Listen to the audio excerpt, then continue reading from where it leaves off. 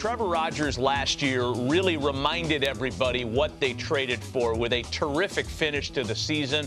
What's the latest on his camp?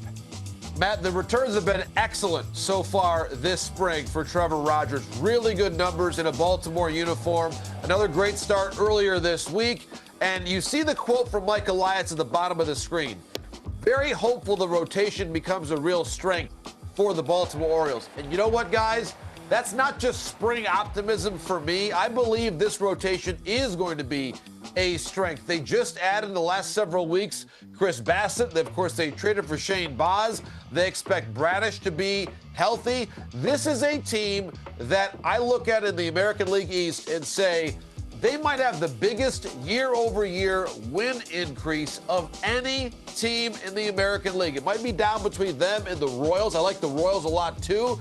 But with the Baltimore Orioles, you look at, do they have the foundation of pitching to get it done? And when you think about the moves they made outside the organization and then continued excellence from Rogers, which to me shows that the adjustments he made last year, mentally, physically, mechanically, they are sustainable. They have continued. His start to the season so far, the Grapefruit League guys, has been excellent as well. There you go. Just call it. Call the season. We don't even need to play. Let's go, baby. JP Morosi says biggest improvement in win total in the American League. It's over for you hoes, as our friend Eric Arditi would like to say. Good morning. It is a Monday edition of Glenn Clark Radio. Hope everybody had a great weekend. Lots going on. Bunch of different stuff got my attention this weekend. Crazy comeback for Hopkins lacrosse on the road at Virginia. That was wild, Jack. Maryland basketball, learning more lessons. Big season for lessons. Lots and lots of lessons. Towson didn't lose again. Got that going for him. They definitely wanted to. They tried. Like they did. Yeah. Chris Bassett made his first start of the spring. Kobe Mayo played shortstop. That's the answer. Sure. Vance Honeycutt. Vance, all he does is hit home runs. Maybe he's going to be Lamont Wade. Remember how exciting that season was for Lamont Wade? Maybe you don't because it happened in San Francisco. They have baseball over there? And well, in the games, like he was known as Late Night Lamont because he was coming in and hitting home runs in like the 8th and 9th inning of games that were happening at 1 a.m. our time. So you might not be aware of the legend of Lamont Wade. Baltimore native, former Terp, good dude. But he became sort of a folk hero in San Francisco because of that role. Maybe that's Vance Honeycutt moving forward. Or hell, maybe he's their center fielder. Who knows? Who knows? What else happened this weekend? Maryland lacrosse is 1-3? That doesn't happen very often. Jeez. That's weird. I don't know how I feel about any of that. UMBC clinched the America East regular season title. Way to go, boys. Well done. Now the path to winning the NCAA tournament goes through Catonsville, as they will host for as long as they are in the America East tournament. Drew and I talk about it a lot, but they have not hosted an America East title game since 2008. No, that wasn't even the America East at that point. They weren't in the America East. That was when they were in the NEC, I want to say, in 2008. They haven't hosted a conference championship game since that point, when it was at the old RAC Arena, and it was packed to the gills for that 2008 championship. I think they were in the America East. Were they in the America East in 2008? They joined when in did they move? 04. 04, really? 03, 04, yeah. All right, well, I take it all back. When I was at UMBC, they were in the NEC. Yeah. That was 2001, bright-eyed, bushy-tailed old Glenn Clark watching Peter Mulligan. I actually would regularly go. I was peak fat Glenn at that point in my life. Like, nice. And yet because I lived in the athlete's dorm for reasons as a freshman. That's where they stuck you? Yeah, I was like, my roommate was on the soccer team playing for Pete Caringi, and like I hung out with all the soccer players kind of because of that. And so they would want to go get a run in, and they'd be like, hey, we're going to go over, we're going to play some pickup basketball at the gym. And I'd be like, hell yeah, brother. Like, I'm in. And then we'd end up playing against the basketball team. Basketball team would just end up showing up. Like, well, they don't, they'd just be at the gym. Well, they'd yeah. be, like hanging out. And so those were some. Peter Mulligan was this like really highly regarded recruit. I think out of New York, if I remember correctly. Like the type of kid that was like, how did he end up at UMBC? I want to say he might have been like a Mr. Basketball or something like that. But like I would end up somehow at some point during this pickup game, like one-on-one defending Peter Mulligan. I was like, oh crap. And how'd you do? Not great.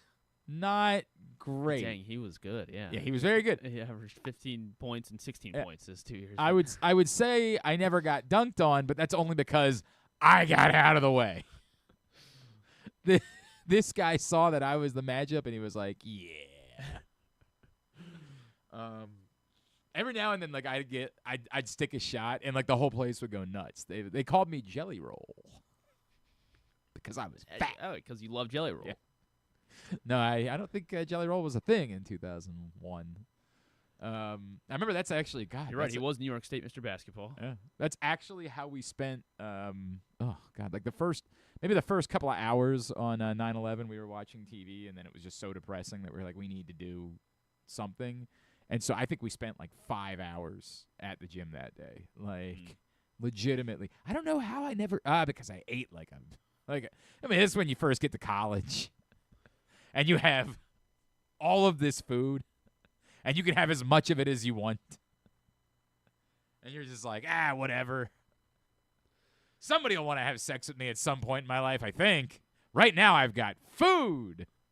And now you think about that food, and you're like, God, that was probably good. Like, if I showed up at the UMBC, I'm sure they have lovely dining services. But if I showed up at, like, the UMBC dining hall today, I'd probably look at it like, I'm good. Maybe not. Or all the memories would come back, and you'd have the same feelings. There was much like, I know is there still a Chick-fil-A at Towson? Yes. There was at the time a Chick-fil-A at UMBC, but they actually closed it because they opened this whole new, I don't even know what they call it, like food court area. Sure, yeah. And that had like a knockoff Chick-fil-A in it, and that was the saddest day of my life. When they went from Chick-fil-A to knockoff Chick-fil-A, yeah, I thought it was coming straight in. I don't know what it was. Mouth too. I don't know what that was. I thought it was coming right through that glass. Like, you know how they say the birds always die on the blue field at the Boise because they think it's water? Oh, okay. They like just they'll just dive into it. Oh, right. That's sad. Yeah, Oh. it sucks. That's Sucks. I didn't know they did that. I don't know if it's like an epidemic, but I've heard that story before. I thought that bird was going right into that He had glass. something in his mouth too. It looked like, I don't know. Was it a living thing, or I was don't. it well, maybe a boot? Yeah, I don't know. It was either garbage or it was like a rat or something. Okay. I don't know how we got here. I was just talking about that thing. Well, the crows are like flying right around the windows. That's what's. I don't know what that means. Yeah, wild weekend is what I was saying. Lots yeah. happening this weekend. Lots going on. Navy got another win to wrap up the Patriot League regular season. Loyola will not play in the quarterfinal or in the first round. They'll play their first game in the quarterfinals on Thursday. Loyola Lacrosse got a Patriot League win. Navy women wrapped up the Patriot League regular season title. That is correct. Maryland women lost and the to Navy Michigan. women lacrosse as well. Oh yeah, huge win over Florida. Yeah, that was a big one. They played that at 9:30 a.m. on Saturday. We know Might why. want to play every game at 9:30 a.m., man. Might want to think about that. Maryland women's lacrosse still undefeated. A lot going on. All right, coming up on the program today. We're going to talk about the AL East. Lou Merloni from NESN, former Red Sox infielder, friend of ours. He saw the Orioles yesterday, or the Orioles that made the trip anyway, yesterday as Chris Bassett made his first start of the spring. We'll talk to him about that. We'll talk to him about how the division shakes out on the whole. Also coming up today, we will chat with Rob Havenstein, pride of Mount Airy, Linganore alum, and he just announced his retirement from the NFL after, I think, 11 years did he play in the league? Yeah, God. it was at least a decade. Yeah, he was, man, and obviously won a Super Bowl with the Rams. So we will chat with the Maryland native about his career and hanging up the cleats. That's coming up on the program today. I don't have a big takeaway. I don't have like a major storyline from the weekend. It was good that Chris Bassett got out there. You know, if you had any concern about him not signing before the start of or until literally right at the start of spring, then, you know, if that means that he doesn't make his first start until like mid-March, then you got some questions about whether or not he's ready for opening day. I think the fact that he started on March 1st tells you that he's going to be ready to make a start the first week of the season. Now, how good is he going to be? We'll find out, right? Like, that is to be determined. But that's a good thing for the Orioles. The Kobe Mayo thing was goofy. I have no idea why. Like, I understand the Gunnar Henderson of it. The Gunnar Henderson wants to play third base because that's what he's going to do for Team USA in the World Baseball Classic because Bobby Witt is playing shortstop. Maybe you throw your weight around a little bit. Maybe you say, I'm Gunnar Henderson. You can go play third base, Witt. And then they say, yeah, no.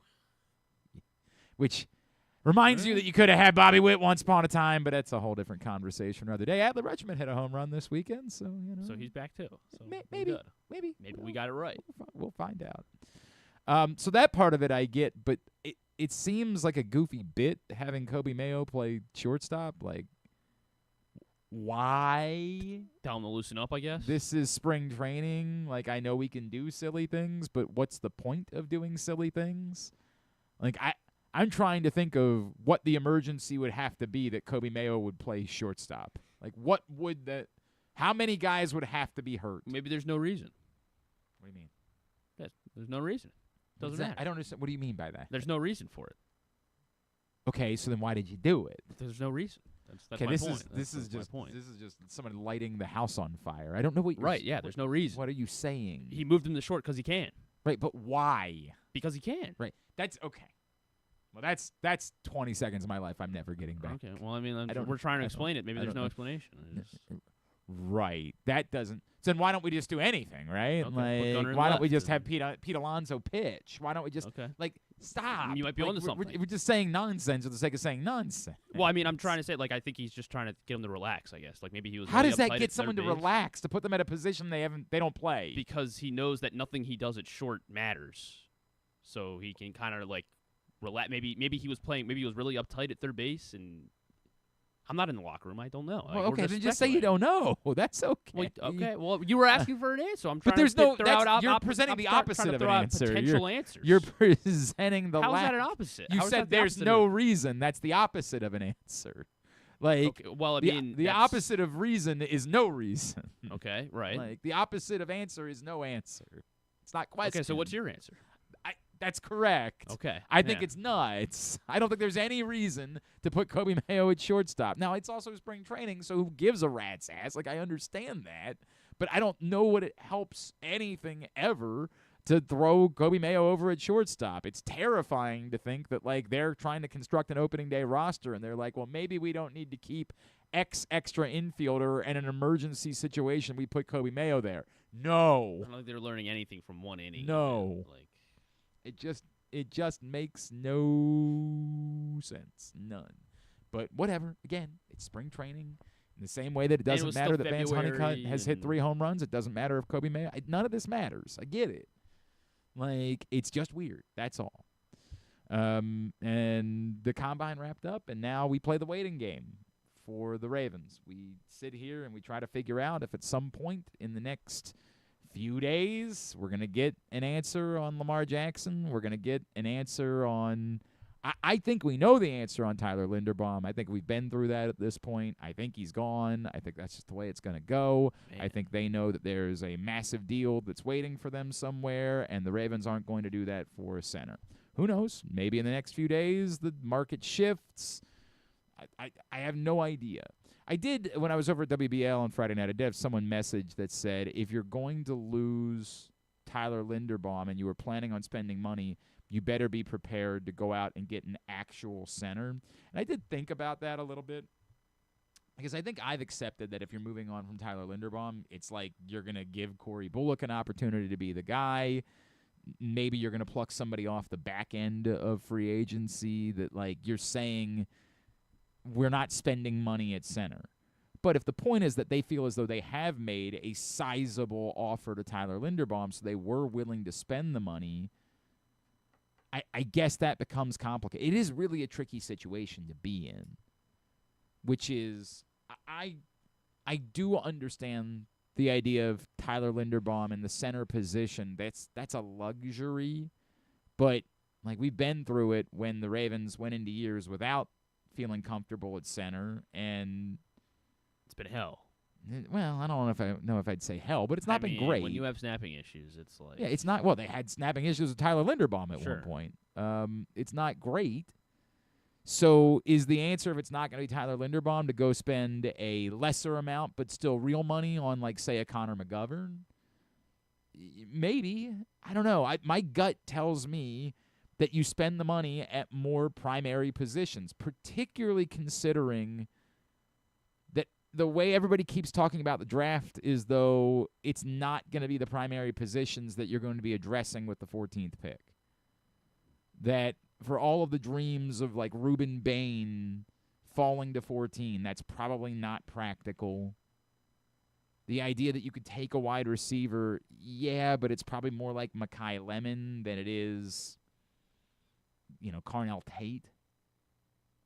Who, although, did I see that he had a rough 40 this weekend, Carnell Tate, and then I think a couple reporters were trying to go to bat, do, like, the bidding for his agent to be like, well, this time actually, it was very funny. It's not tackle. 4.53. Yeah. Slow. Bum. Stinks. I mean, if I were a team with a top 13 draft pick, I probably would say no way. Hands are only 10 1/4. No way. Just can't have that guy on my team. It's only 6'2". There's no way I think he should go any earlier than the 14th pick in the draft after that. Like, I just think that's outrageous.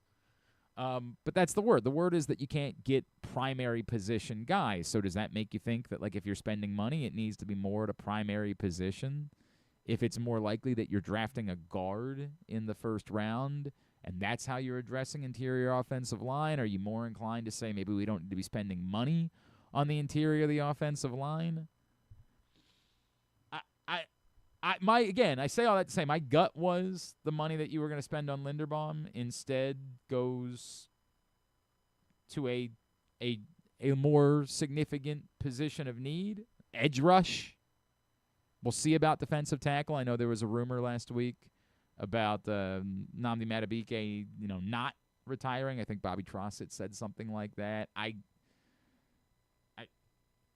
unfortunately, I think that's one that until you hear it from him or you hear it from someone that is a more definitive, has more stake in whether or not they're correct about something, you kind of take it with a grain of salt. And that's not a knock on Bobby. It's just not his job. If he's wrong, he doesn't have to answer to editors or anything like that. And, like, there are certain things that people can say that they have to be right about, and certain things people can say that they might be right about. And if they're not, they're not. So I don't think I'm going to take that as a report as much as just something that somebody tweeted. And, I think we all hope that that's right. I think we all hope that's the case. Griffin wants me to see Carnell Tate's 40. He was just so slow, so might have to be here I bet he's going to run for several seconds. Oh, boy. Well, that looked like a 4.54. Looked like a 40. So, anyway, that's a thing. I guess that's courtesy of NFL Network. So now we've done that. That's 4.5. Who other 40? What that's 4.5 more seconds of the combine than I was intending to watch. You want this Kane year. Siddiq Nope, as well? I'm good. He was faster than Carnell Tate. I bet he was. He's a freak.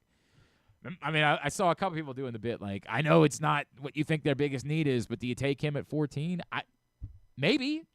I mean, obviously you're losing Isaiah Likely. I don't know what the story is going to be with Charlie Kohler. You need to find tight ends. Now, is a second tight end who might become your first, is that more imperative than, drafting a starting guard? Probably not, but boy, he looks like a freak, man. I mean, he just looks like he might be a truly special football player. So I'm not saying no to it. But if that's what you're doing, then maybe I'm more inclined that you do need to spend money on a center or spend money on the interior of the offensive line.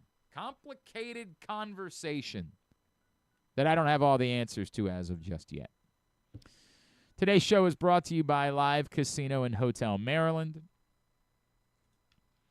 You know, we're only a couple of weeks away from March Mania. And there is nowhere better to be for the first few days of games than inside Sports and Social at Live Casino and Hotel Maryland. It is awesome.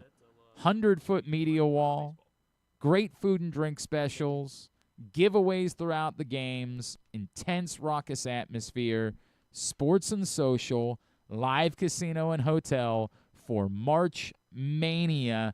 Book your table now, because if you wait and show up that day, you're going to be disappointed. So book your tables now to spend your day inside Sports and Social at Live Casino and Hotel.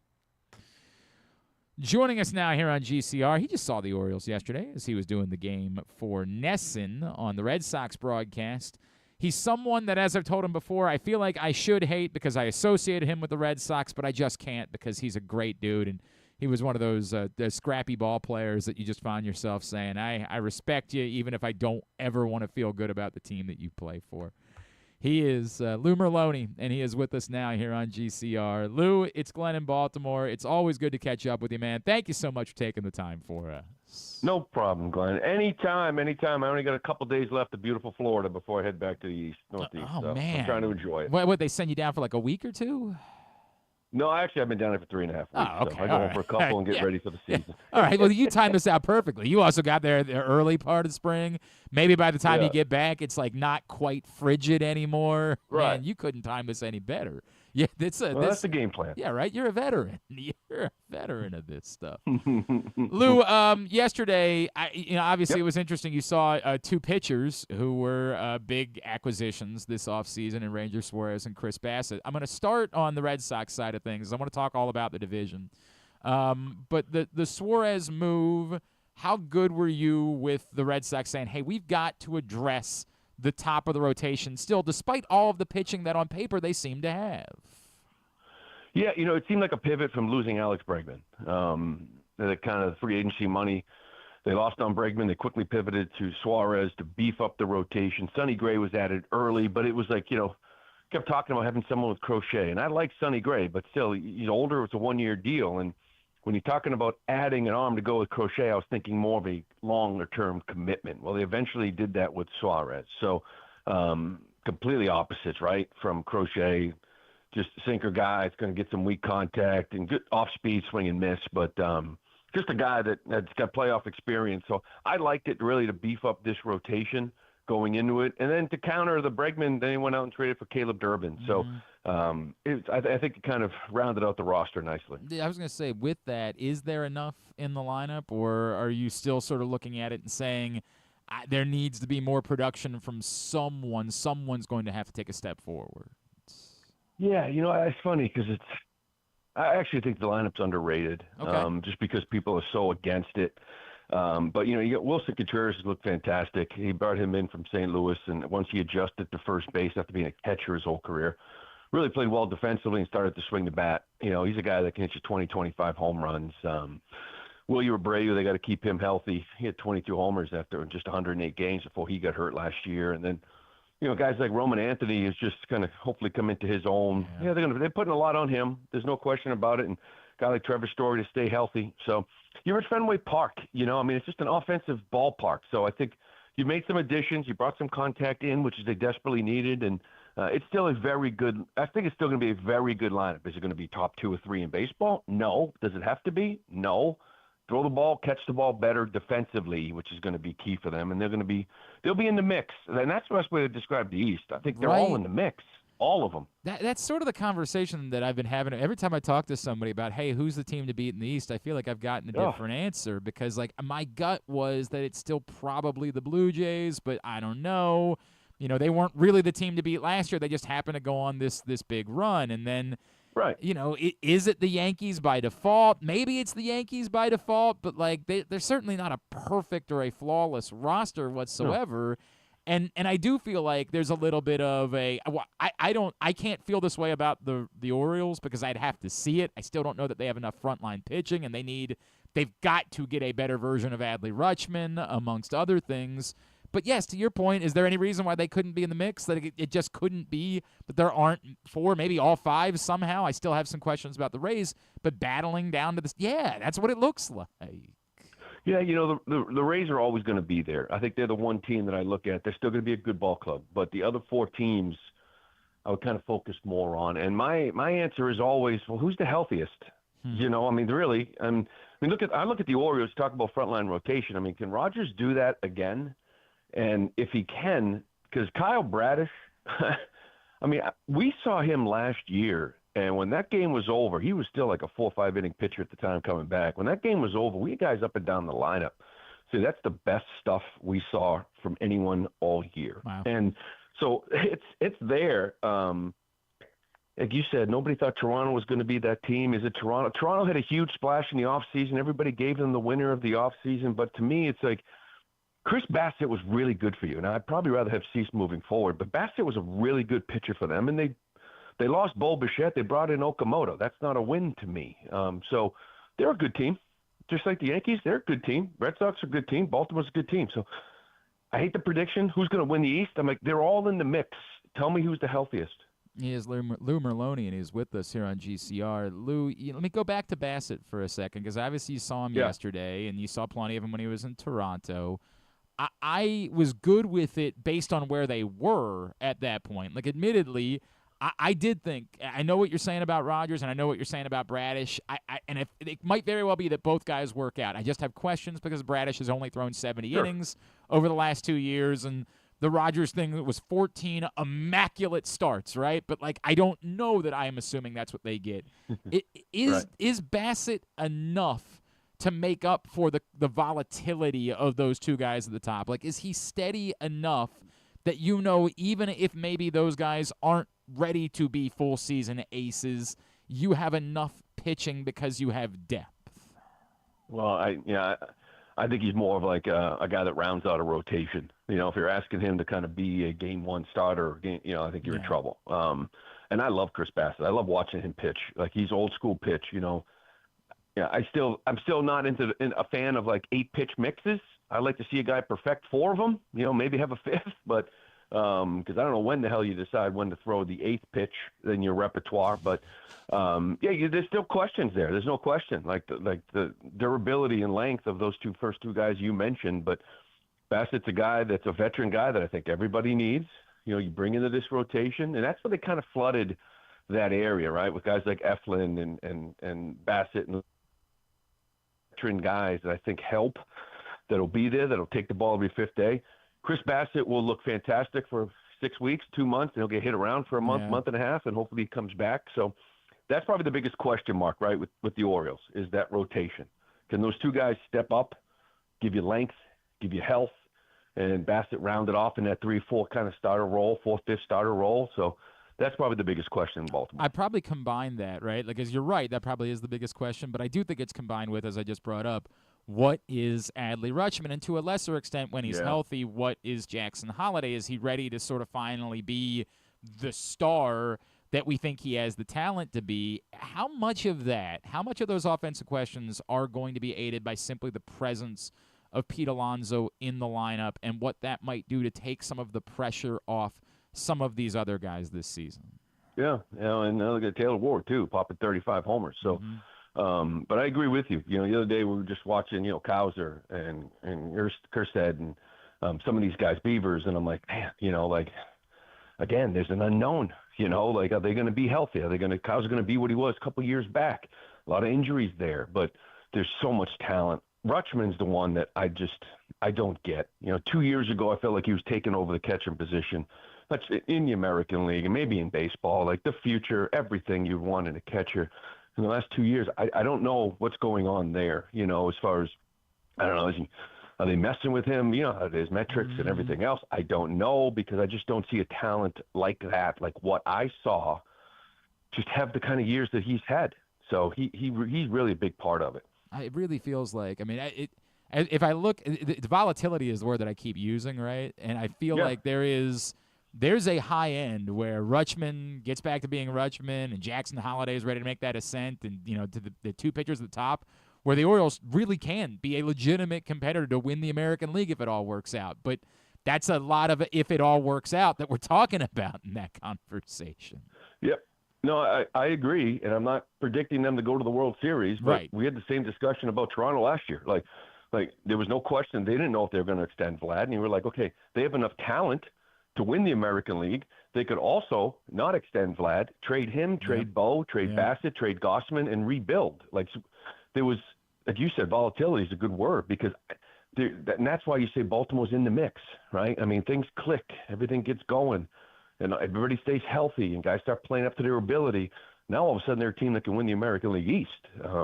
So it's similar to what Toronto was. We didn't know what they were. We just knew they were a very talented team. Let's see if they can put it together. He is Lou Merloni with NESN, of course, former Red Sox infielder. He is with us here on GCR. Lou, obviously a guy you know, and we've talked to you about him before, Tyler O'Neill, who spent some time in Boston. Yeah. Unfortunately, it seems like the story is always going to be, when he's healthy, right? He's really helpful, but unfortunately there's been a lot of this. It feels like he's kind of been forgotten a little bit going into this season because he played so little a year ago.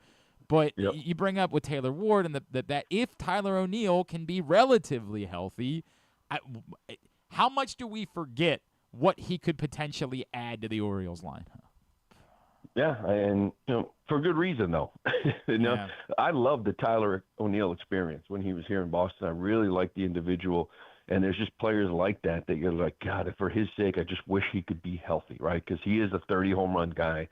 Doesn't matter if the fence is in, if the fence is back, he's going to hit home runs. Like, he's just a strong dude. But it's been the problem for him his whole career. Like, when he played here in Boston, however many games he played, it was a lot of maintenance to get those games in, right? To kind of make sure he's healthy and give him the days off and try to read his body and, give him a day off with an off day the next day to try to get another week out of him, that type of thing. So when that 3-year deal came up, I was like, if he can stay healthy, it's a good one. Mm-hmm. But it's just been the problem for him his whole career. No, that's been the issue, right? And hopefully this is a year where they can get it. Or what they need to do is they just need to figure out a way to sign him to an opening day only contract somehow, because all that day does is hit home runs on opening day. What's the biggest storyline in the East that nobody's talking about enough, Lou? Oh boy, biggest storyline in the East. It's funny because in the way I think it's the Red Sox. I really do think it's the Red Sox who nationally I feel like are being overlooked in the conversation about the Yankees and the Blue Jays. Yeah, it may be because there's so much. I don't know if it's nationally. I know it's locally, right? That this ownership refuses to spend, right? And that they need to start acting like the old Red Sox. And it's like they are third in the American League in spending. They just happen to be third in the American League East. So it's like, $265 million payroll, and you actually have people in Boston saying they need to stop acting like the Tampa Bay Rays, who have, a $90 million payroll? So this idea that the Red Sox, don't spend money, they don't have stars, even locally, I think that is being overlooked. I would say, like I said before, it's about where you rate these teams, right? Because I think their offense is underrated. I think their starting rotation may be slightly overrated simply because of where people rate them. There's the best rotation in baseball.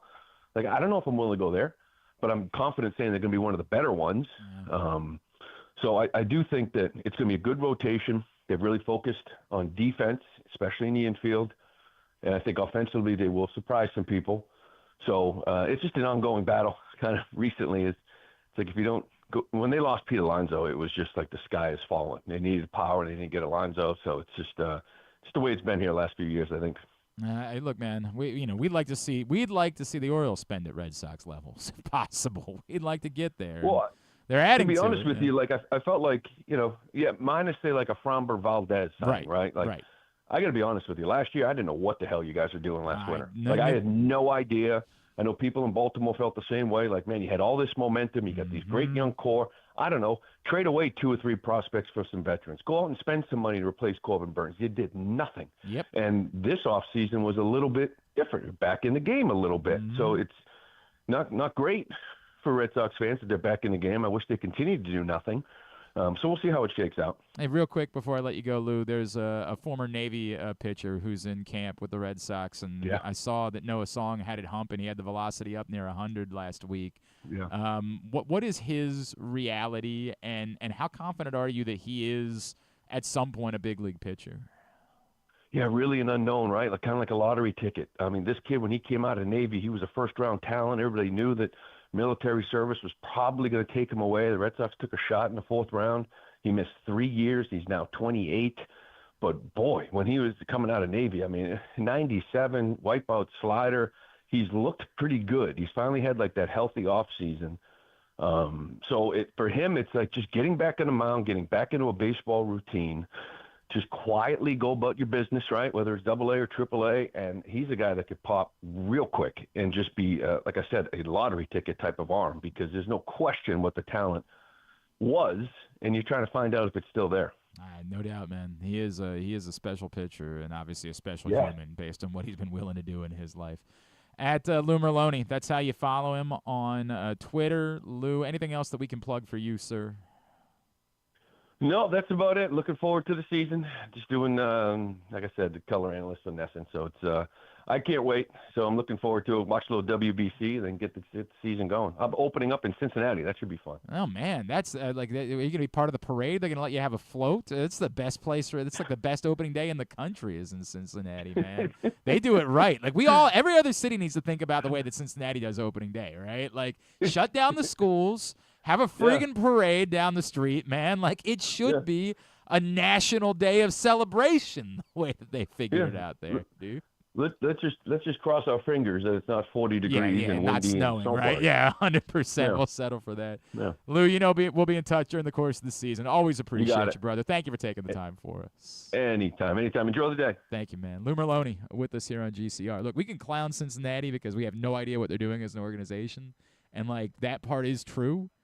And they deserve that, but they understand how opening day should work. I've never been, because why would I ever be in Cincinnati on opening day? But, like, they do opening day right. I did not know that. They do a parade. They do. I'm pretty sure the schools are. You got to double. This is like the Peter Mulligan thing. Like, I think I don't want to say it with confidence, but I'm pretty sure they close schools. Yeah, now I'm not. Now, as I'm saying that out loud, I'm not as confident about that part. But I know they do a parade. I know that is a fact. Every year, they always do a friggin' parade. It's a major civic event, as it's described. So that's how they warrant shutting down schools. Hang on a second. I think. I got to make sure that part is right. Schools good for them. Closed on opening day. Let me. I'm not as confident about that part. I don't know why I thought I heard that. Some students. Nope. No, that's not a common thing. How does some students? It's just apparently worked out that way a few times. Apparently, it's not like it might be that it's been around spring break or it's been around other places. But yeah, look at that. Look at that scene. Who's that? Ben Verlander that shared that. Yeah, but it's like it's from the Reds account. Somewhere. Oh, got it. Yeah, courtesy of the Reds. Now I get it. Like somebody would say, "Hey, opening day looks like that." If you wander around, Pratt Street, you're gonna see maybe not this, but you're gonna see scenes. It's also better because it's an open area. It's an area where they have the streets shut down, and you can just. They do opening day well, man. They treat it like a holiday. And again, I think that opening day is a big deal in most places, but I just think Cincinnati has added to it. Yeah, I don't know when they started doing the parade, but they've done the parade for years. Yeah, there you go. I mean, like that's a great idea. It's just a great idea. Like an opening day parade is perfect. Now, why wouldn't they? Now that I think about it, I actually don't understand why they don't close the schools. Right, yeah, because almost half. Well, I don't know. I guess if the kids are away at this point, I don't know. There's definitely kids.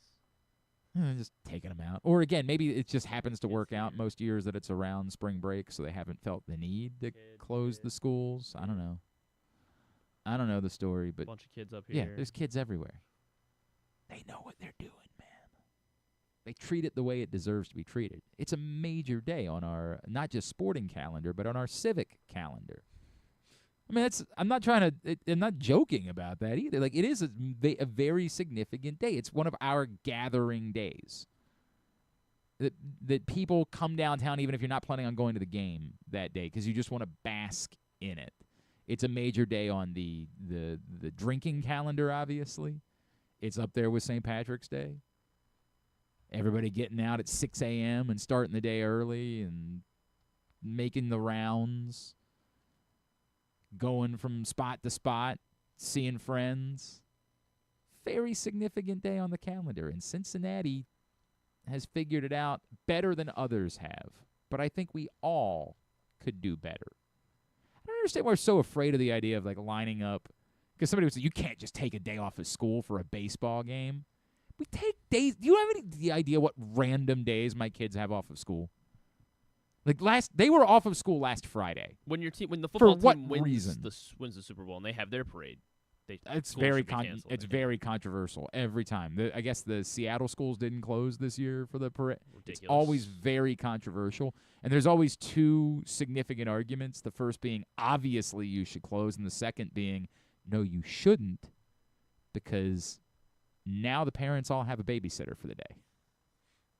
Now they can go out and get drunk at the parade, and the kids are taken care of. Selfish, yeah. Right? And like, there's always different arguments about this. Or can't everyone just be a little responsible? But I stand by that there are certain days on our civic calendar that are meaningful enough. I guess the question is, would you really want your kids to go to opening day?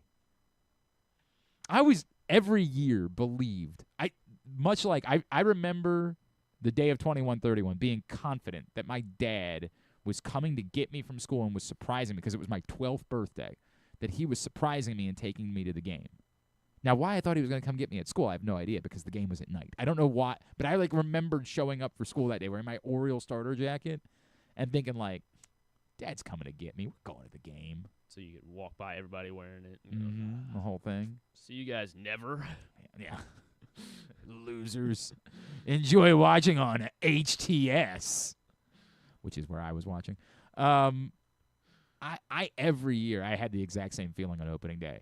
But it was more like I didn't believe I was going to school at all. I remember, oh, God, what anniversary would it have been? The Orioles' first season was 54, so I believe it must have been their 40th anniversary, 1994, so before the strike. So you were 10? I was 11, or I guess I was still 10 because I turned 11 in September. Okay. So I probably was in 6th grade. It was 5th grade maybe, whatever it was. My mother, I don't know how, my mother wasn't a baker, but she would make cakes for her office and things like that. She would, got it. You know, whenever we had a birthday, my mother would make the cake, and she made very wonderful cake. I mean, they were incredible. But she wasn't a professional baker. She didn't. It was if a friend was having a small wedding, she might do the cake for the wedding, but she wasn't doing a fantastic wedding cake for that was for a professional. My mother wasn't that. But somehow the Orioles, and I've been to it before, the Orioles always internally throw a big party in the warehouse on opening day. And in 1994, for their 40th anniversary, I remember this well, my mother was asked to do a cake, an Orioles-themed cake, for their opening day party, right? So, I watched her make it, in our house. And I'm I can't believe that my mother's making the cake for the Orioles. I'm thinking in my mind that Mike Devereaux is going to be, Brady Anderson is going to be shoving this cake in his face somehow. It was definitely not for the players whatsoever. Maybe they did get to. Maybe it's just no. They do not show up at the Orioles opening day party. This is for people that and clients and things along those lines. But I was well, obviously my mother is bringing me with her. Clearly. If she's going to the Orioles opening day party, she's clearly taking me. I've never been more confident about anything in my life. I would in fact laugh when my mother suggested Glenn, you're going to school that day. I'd be like, you're funny, Mom. Very funny. Obviously, what time do we need to be there? Like, what, the whole thing. And when I actually had to go to school that day, I was in tears. Like, I threw a fit that, like, my kids would be like, whoa, I don't know, dude. I think I faked being sick. I was like, there's no way I can go. Because I had definitely told all the kids that I was going to the Orioles Open because my mother was making the cake. Like, she's making the opening day the cake. Orioles cake. The one. Like, that was some big tradition that everybody knew about. Like, oh, right, the opening day cake. Yeah. Well, you were educating everybody on the tradition. Yeah. At that point, you're like a local celebrity, right? I threw a fit. And then I was like, I'm going to puke. I can't go to school. She's like, well, you don't have a choice. You have to go to school. I have to go to opening day. Your father's already at work in D.C. And I'm like, I can't go to school. I might have even managed to, like, make her drop me off. Okay. I don't remember exactly how it played out, but I do remember I did not go. Okay, so I guess I don't think I went. Kind of. I don't think I went to opening day until I was in high school. And then I want to say that only happened because it was spring break, and so we had the day off anyway. Because I don't think my parents would have. I mean, I definitely got the lied about other things I was doing. Like, I guess I left the tickets sitting out, and he saw them. You wanted them to know. And he was like, well, I can't stop you, but you can't take my van or something, or my car, whatever I was driving. And I was like, oh, crap. Like, I had to scramble, had to call all my friends. Like, I got to sneak out of the house somehow. But, yeah, I don't think I went to opening day until high school because I kept believing that it was going to happen for me, and it just never was in the cards. Never the case. I don't know how we got here. Oh, Cincinnati. Reds opening day. Yeah. That's the way we got to do it, man. That's the way we got to do it. Yes? I'm not against it, yeah. I don't know why. Certainly for that. Yeah. I mean, again, it's like, just because I mean, we can kind of assume when it's going to be every year, but we just don't know for sure. Yeah, it's always, you run the risk of how many times has the weather pushed it back for the school schedule back in August and September. Oh, because the baseball schedule's not set yet. Yeah. Yeah, that's probably true. I still don't think, I just think there would be we can't do this. And then, like, if it's on a Thursday, then somebody would say, well, we don't want kids having a day off on a Thursday. It's always bad to do 3 days, day off, try to go back to school afterwards. That's a very difficult thing. I don't know. Maybe we're just not committing hard enough to make it work. Yeah, I don't think so. I think the people in charge are just I think you run the risk of it being an accidental 4-day weekend, and, like, even if the kids show up on Friday, they're not really invested in it. Back in the day, it was always on Monday, so it was always like, come on, man, what are we doing? I guess they just know that. Make it a 3-day weekend. Because the majority of kids wouldn't be going to opening day. Yeah. And that's the issue. I mean, there's no reason for kids. Like, now I'm really torn on whether or not the kids should be out of school on opening day. Because, like, there is no real reason for kids. Imagine I think, like, 80%. Large population that doesn't. Yeah, not affected whatsoever. Yeah. But if there was a parade, now, like, I'm trying to figure out why, like, there's something about make it more of a community event. Something about a parade that makes it a civic event beyond just opening day, which is, I think, what a lot of us feel, because, again, a lot of people do come downtown even if they're not going to go to the number of times that somebody has texted me like, hey, man, where you at? And I'll be like, I'm at wherever, Sliders, wherever I was over the years. Like, you can come over, meet me there. And then I'd be like, hey, when you going into the game? And they'd be like, nah, we're not going. We just wanted to come down and hang out. I was like, oh, all right, cool. So there is some amount of that. But if you added a parade and brought back, like, all the legends and, like, everybody who was involved, then I think it's more of a civic event, and you get it away from just being a drinking event, then I think you could really – could you go the opposite way on Pratt Street? Like, start it – again, I'm going – literally the opposite way of traffic. Start it down by, like, power plant and bring it to the stadium. And then you could line people up on either side of the road. That way they're away from the heart of the drinking activities on opening day. Like, you could still get into some of that around, like, maybe bring the parade around, like, pickles and slider. Like I think you could make this something work here. Who do we need to talk to? Is this Brandon Scott's area? Is this the Orioles? You know the governor as well, don't you? So I don't want it. Let's not oversell that. Like we're old buddies. shoot him a text. Hey, I know it's a couple weeks, but let's do a parade. I mean, why not? Right? Wouldn't that be awesome? Wouldn't that be cool to have an opening day parade? Am I crazy? Like, would people? No, yeah, it is cool. Yeah. Would we roll our eyes at this, like, or would people be willing to like get out there, line up, the parade 100%. route? I mean, the weather's a factor in all this. Cincinnati I do recognize that. That's true. The weather's not better in Cincinnati on opening day. And are we just biting the Reds if we do it that way? Or no, we're gonna make it our own. But how is it gonna be better? Because we're gonna have like Old Bay. Great. That's a good point.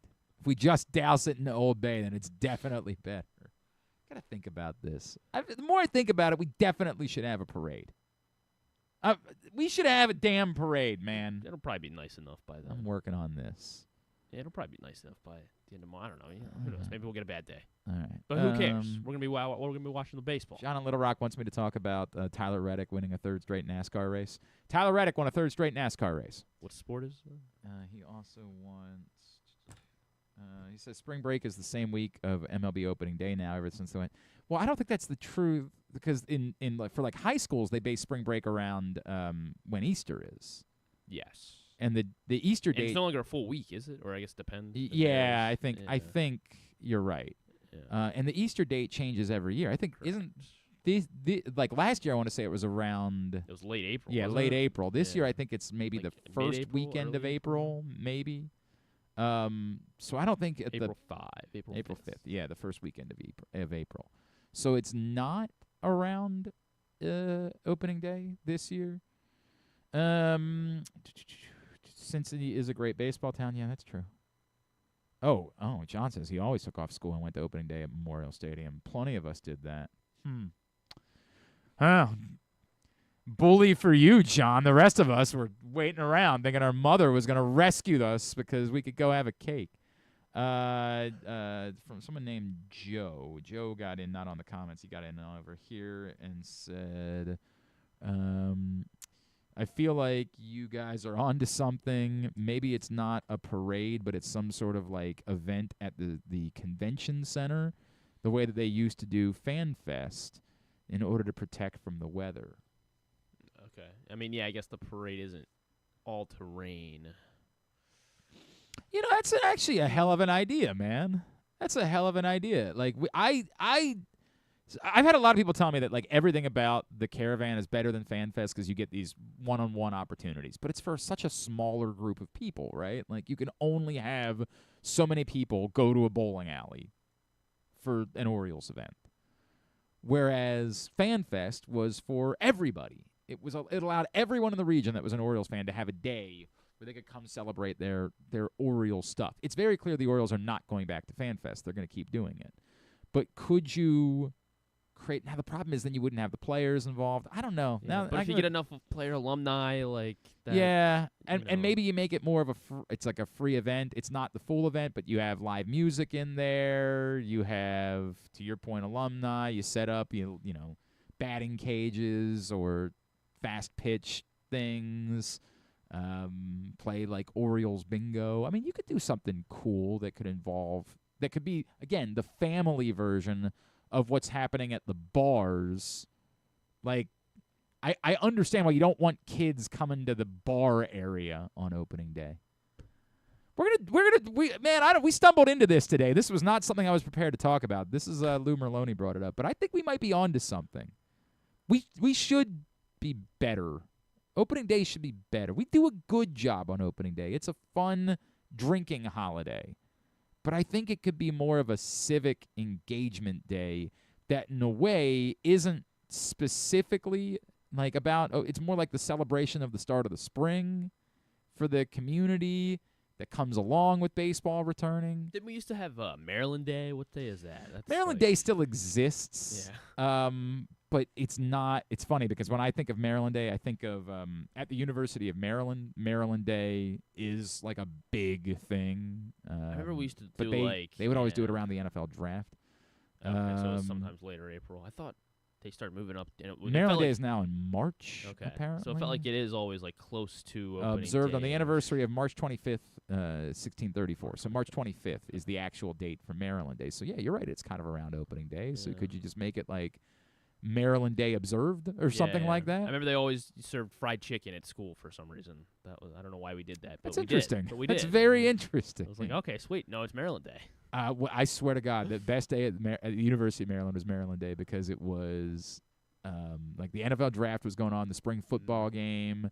They would some years try to pair a spring football game and a lacrosse game, so you get more attendance for the lacrosse game. And they would have like all sorts of free stuff that they were giving away everywhere on campus. It was a great day. Everybody stayed. Like normally, if you went home, you didn't go home Maryland Day. You stuck around for that one. It was well worth it. It wasn't a home weekend. Yeah. All right. Well, that's what happened. We're gonna fix opening day. That's the point of this entire conversation. Not fix it. We're just gonna do it better. We're gonna do it better. When we come back in, Rob Havenstein, Maryland native.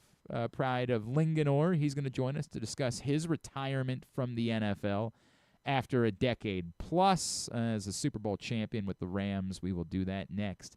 It is a Monday edition of Glenn Clark Radio. Your car is more than just a ride. It's an investment. At Leading Edge Auto Body in Mount Washington, we've spent over 20 years perfecting the art of repair. From high-end imports to your trusted daily driver, we handle all makes and models with elite precision. Our team holds the highest honors in the industry, including ASE Master, iCar Platinum, and specialized aluminum certifications. We make it easy with free towing, pickup, and delivery because at Leading Edge, customer satisfaction comes first. And remember, with insurance, it's your car and it's your choice. Choose the experts. Leading Edge Auto Body. Quality you can see. Service you can trust. Go to leadingedgeautobody.com today.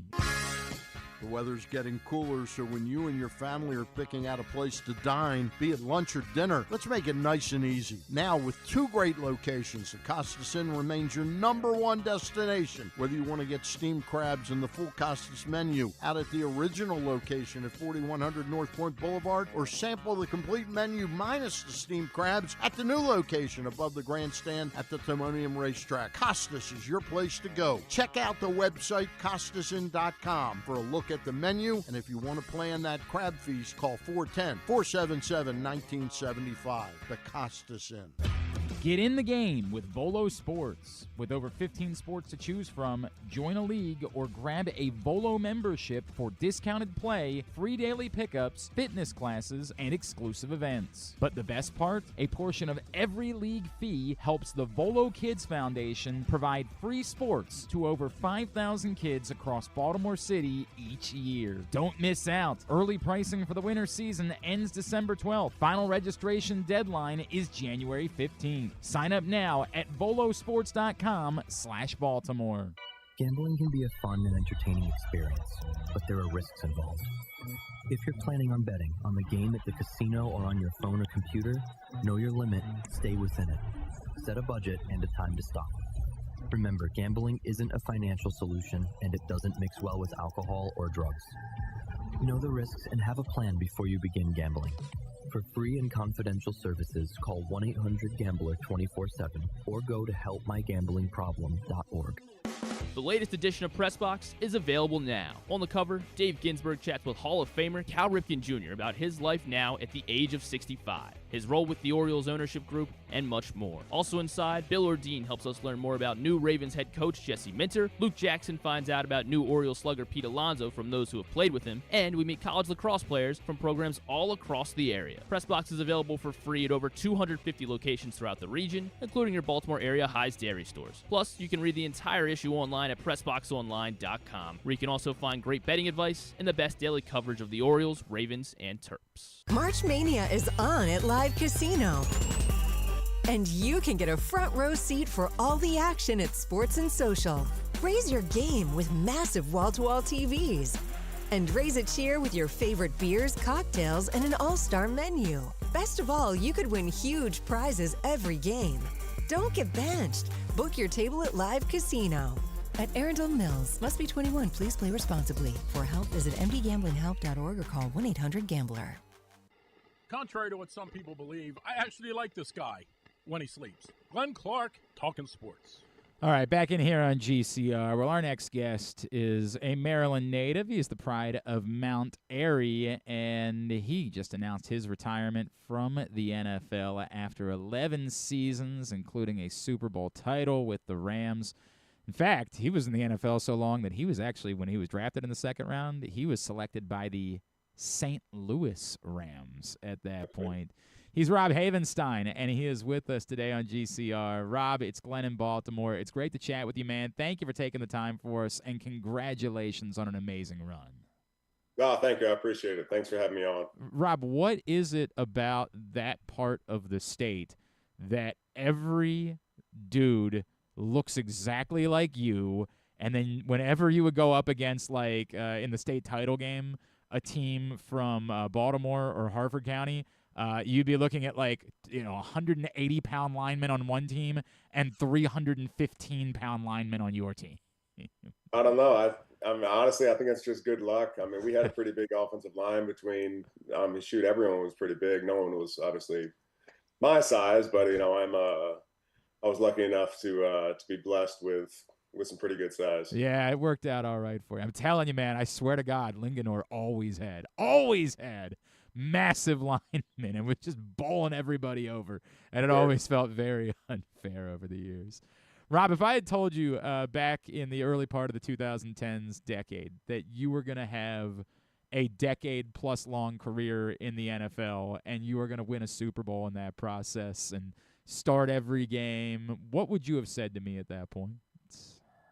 I probably would have laughed and been like, hey, unicorns are real as well, When you have kids, they're going to go to bed on time, all those fantasies you hear about and everything like that. But, it's been an incredible run, but, it's nothing I could have dreamed of what my career would actually shape out to be. When did it become real for you? Like, when in your life did it strike you like, I'm really going to have a chance to do this for a living?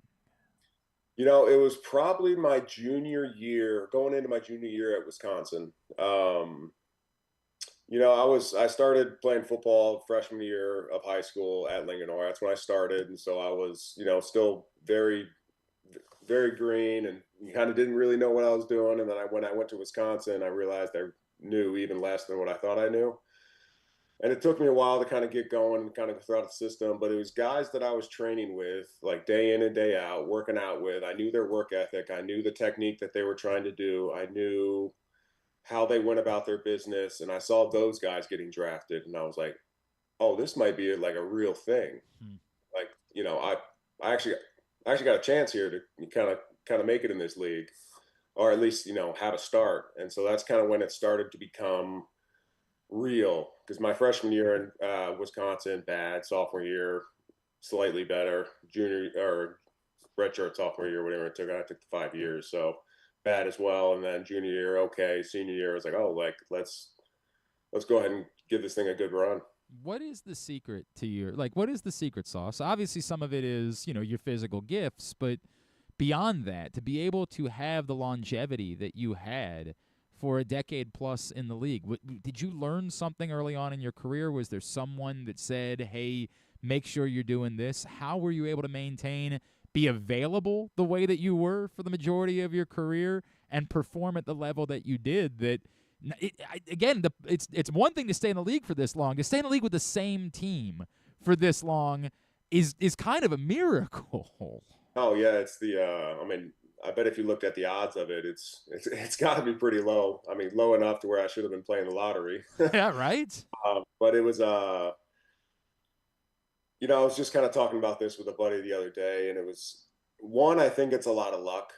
It basically comes down to when you play that many games and you're in that much, that many situations where it's like, you almost got to be blessed a little bit not to get those big roll-ups, to get something here. And obviously I've had my injuries, but not enough to get me out or to not be available super long term. But, I think it really comes down to just the ability and the want to put in the work. I mean, if you can do that, you can separate yourself from 85% of college kids. if you're in college. When you get to the NFL, you can probably separate yourself, I don't know, 50% of the people. I mean, there's a lot of God-given talent in the NFL, and there's a lot of God-given talent in the NFL that really doesn't want to do that extra set, that extra rep, to wake up early, to eat right, to do this, to really do the little things. I mean, to stay available in the NFL, it's not like I've got some crazy offensive line drill or I'm doing, upside down handstand yoga or anything to really kind of bulletproof my body or anything. But it's, it's having good people in your corner.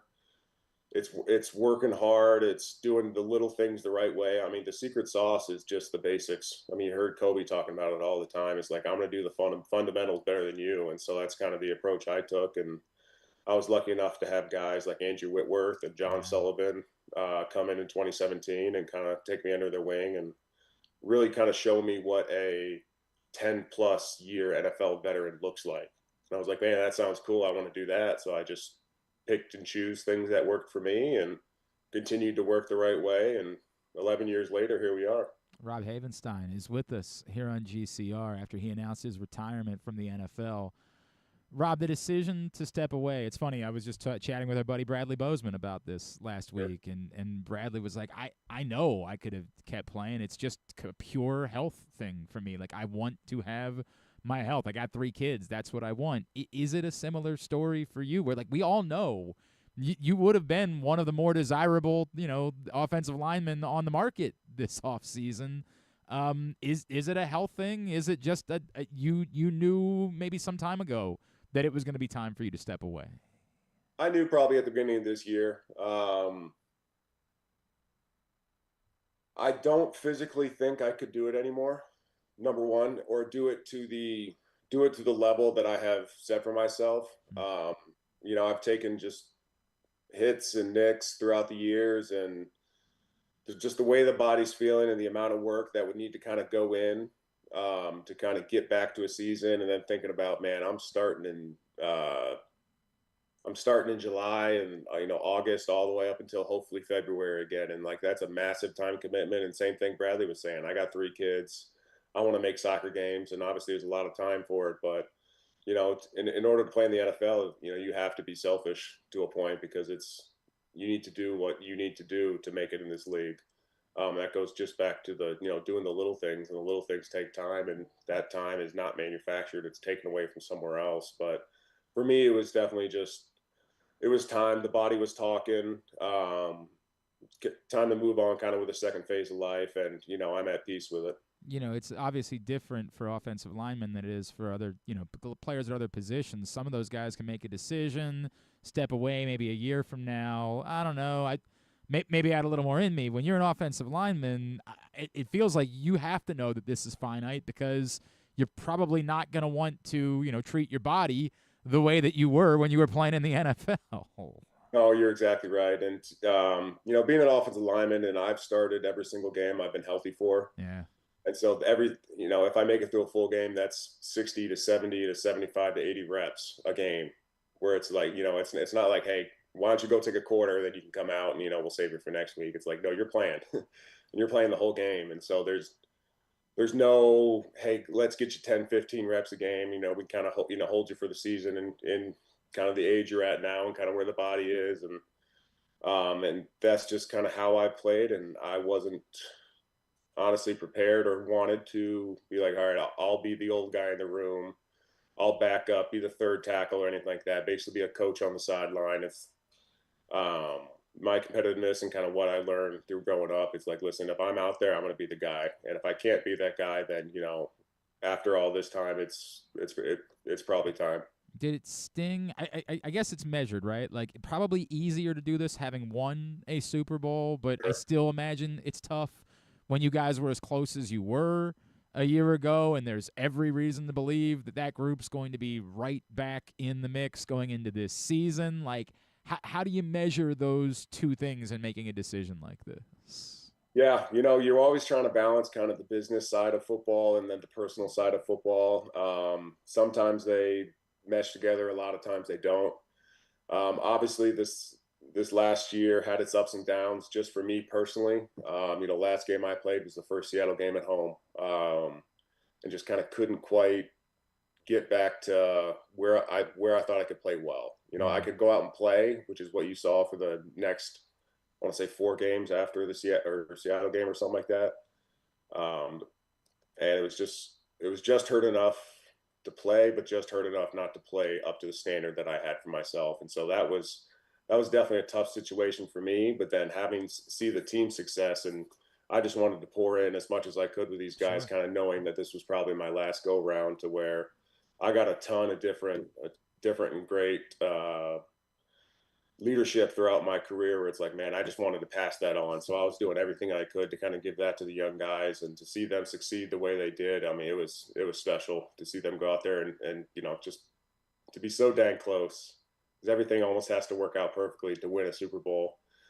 And I think the team's going to do great next year. And honestly, I hope they go out and win it. If they do, I'm going to be there either in the stands or the sideline, just hanging out. And if I'm not on the sideline, I'll probably sneak down and act like I still play, and just try to be hanging out there and try to get Sean's attention. Be like, don't kick me out. But you've been there long enough. I feel like people wouldn't be like, oh, right, yeah, he's here. Yeah, we know. Havenstein, he's here. I don't know why he's in just a last year's jersey and no pads, but, you know, hey, good for him. Did I do the math right? You tell me if I'm wrong. Were you Dwayne Ledford, who was just hired here in Baltimore? Did you, at the beginning of your career, have any time with him with the Rams? Say it again. Dwayne Ledford, who's now the Ravens offensive line coach, was he with you at all briefly at the beginning of your career? I may have done the math wrong, and I apologize. No, that was my first year was Paul Boudreau. Okay, all right. I every now and then, sometimes even pimps slip up too, believe it or not.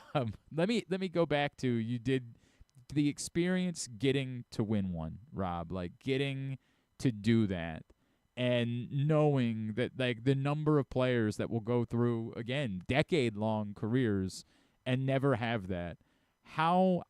Everything is fulfilling, right? But how much more does that fulfill the career, to be able to say, I did this for a decade plus. Oh, and I got to climb the mountaintop during that part of that.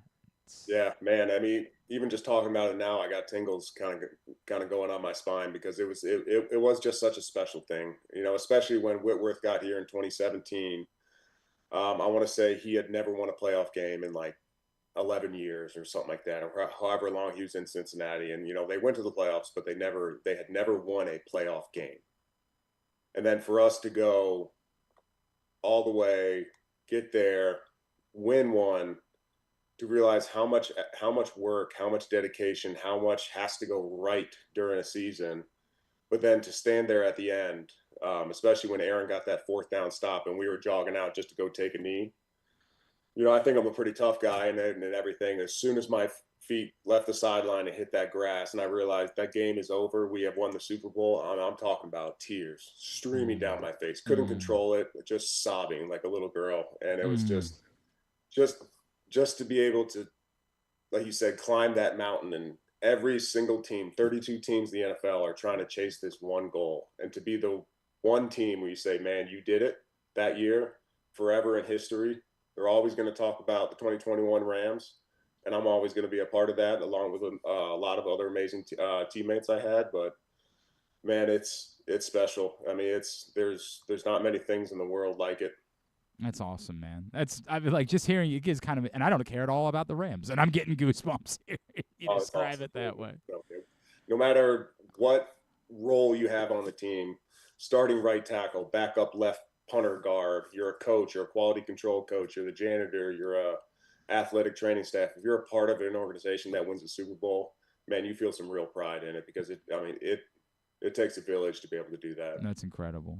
What you mean to the folks out in, like, Frederick County, I'm sure you have felt this throughout the course of your career, and, you know, no one that's come from there has had the career that you've had, right? But, like, how much have you felt the significance of what you've been doing and what it has meant to everyone in that part of our state? Man, it's special. I mean, Mount Airy, Newmarket, Linganore, Frederick in general, like, they've had my back since day one. And just to feel the amount of love that's from there, and being that I went off to college to Wisconsin and then ended up in St. Louis, and then a year later we moved to LA. I really haven't spent a lot of time back in Maryland, you know, just life in general kind of works out. Now I got to get back to working out, and just I haven't gotten back as much as I would have wanted to, and to still feel the amount of love that I get, especially when I announced my retirement. You know, I had people from all over the woodworks, you know, that maybe I haven't talked to in 12, 15 years. Hey, you know, met you one time doing this, or honestly, half of them were, hey, I met your mom sometime at a game. Awesome lady, been following your career ever since. But just, good luck with everything. It's been awesome watching you, and just to feel that support, it's definitely gone a long way, and definitely helped me in my career. Man, I know how beloved you are by everybody out that way, and what it's meant to them, right? Because you also know it's a place that, like, it's kind of easily forgotten, right? And like it's certainly not a sexy market, anything like that. And so it has been amazing the way that you've represented that part of the state, and I have no doubt that there's been a lot of celebration about the career that you have had. So what's next? What's besides just being a dad, right? Which, by the way, it's not a bad way to spend your time, obviously. No, not at all. What else is on the docket, Rob? I'm not really sure. Got a couple things lined up. We're still out here in California until the girls finish up school, and then we'll kind of mosey our way on back to Wisconsin. But we're just kind of taking it easy right now, knowing that that move is coming up, and kind of seeing what's out there, kind of seeing what I want to do, what me and my wife want to do. And just kind of go from there. I'm obviously involved in a gym out in Wisconsin called Sports Advantage. Okay. My old trainer from college, Brian Bott, he's an awesome dude, awesome guy. I've had a relationship with him for 17 years now.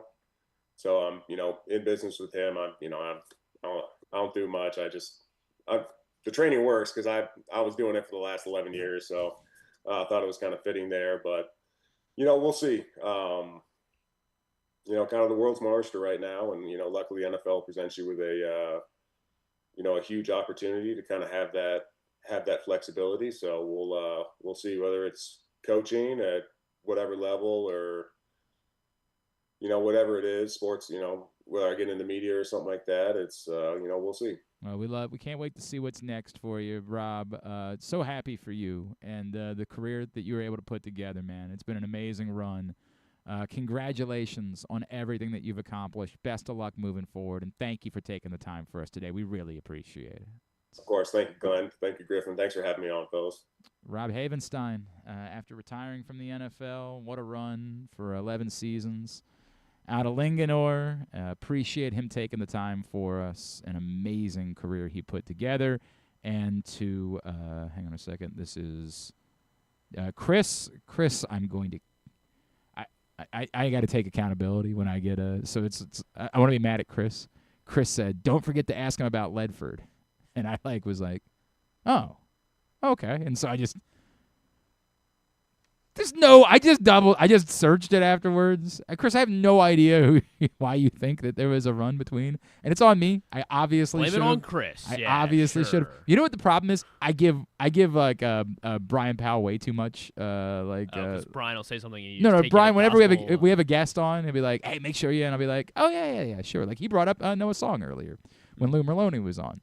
And I was like, right. And I don't even bother to check. Right. Well, maybe because it's a Navy Brian thing. So that might be what it is. Trust. I don't even know Chris. I don't even know him. Message me on Facebook. I'm sure you're a nice guy, Chris. But never message again. I'm actually, it's on me. It's on me. It's not on Chris. It's on me because I should have said, that's weird. I know he was with the Falcons, but was he with the Rams? I should have done literally one Wikipedia search. Very quickly in the middle of the interview, and I would have gotten that technique. Oh, Chris says he's sorry. Yeah, you better be sorry, Chris. He says blame AI. Blame AI. All right. I mean, I guess that's easy. It is an important lesson. I did an hour on TJ's show last Thursday on WBAL about the fact that Howard County schools are incorporating now.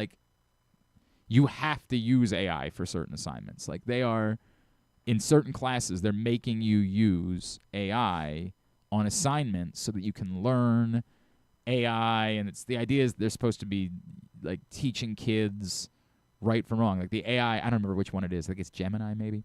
Like the AI platform that they're using, you can't, if you say, like, please do this assignment for me, it's going to prevent, it's going to stop you. You're not going to be able to get that. You can't copy and paste anything. Like, they're trying to teach you best practices of AI the same way that, like, once upon a time we introduced a calculator to learning, and once upon a time we introduced the internet to learning and things like that. So they're trying to do it with AI. And one of the things we ended up talking about is, by the way, sometimes when you ask AI a question, I brought up an example of one day I was doing, I normally, whenever I use AI, I use it as a search function mostly. Like, it's just a more personable search function than what you get, like, on Google, where there's a bunch of slop that's, like, sponsored at first when you search something on Google. Now Google will just force you to use Gemini, too. It's like... So I'll go to, like, either ChatGPT or Copilot, and I'll, like, if I'm working, and I haven't been writing, I'll start writing again at some point. I don't know when, but I will. But when I was writing weekly columns, sometimes I'd be like, hey, how many guys have had a 30 home run season for the Orioles, right? And I'd go pop in give me a list of all Orioles 30 home run seasons. And, like, I'd look at the list, and then suddenly somebody like Ryne Sandberg would be in there. And I'd be like, well, what? Like, Ryne Sandberg never played for the Orioles. He may or may not have had a 30 home run season. I have no idea. But I'd say back to, like, the AI, like, why is Ryne Sandberg on this list? And I'd be like, good catch. Then I have to remind you, like, that is one of the lessons that you have to learn, is that, like, if you use it as fact, you're going to be wrong sometimes. So I have no idea what the story was there, but I did feel like a bit of a silly goose asking Rob Havenstein about Dwayne Ledford, who he clearly had never heard of. Didn't even know who he was. Bit of a silly goose about that. But otherwise, wonderful conversation, yes. Rob Havenstein. Other than that.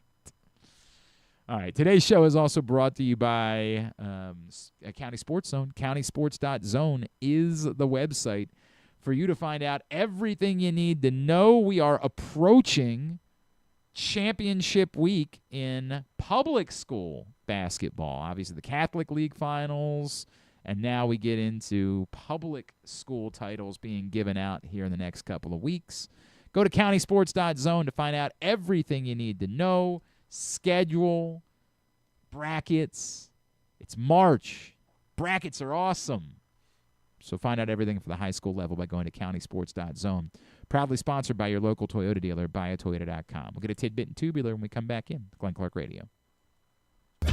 Get in the game with Volo Sports. With over 15 sports to choose from, join a league or grab a Volo membership for discounted play, free daily pickups, fitness classes, and exclusive events. But the best part? A portion of every league fee helps the Volo Kids Foundation provide free sports to over 5,000 kids across Baltimore City each year. Don't miss out. Early pricing for the winter season ends December 12th. Final registration deadline is January 15th. Sign up now at volosports.com/Baltimore. March Mania is on at Live Casino.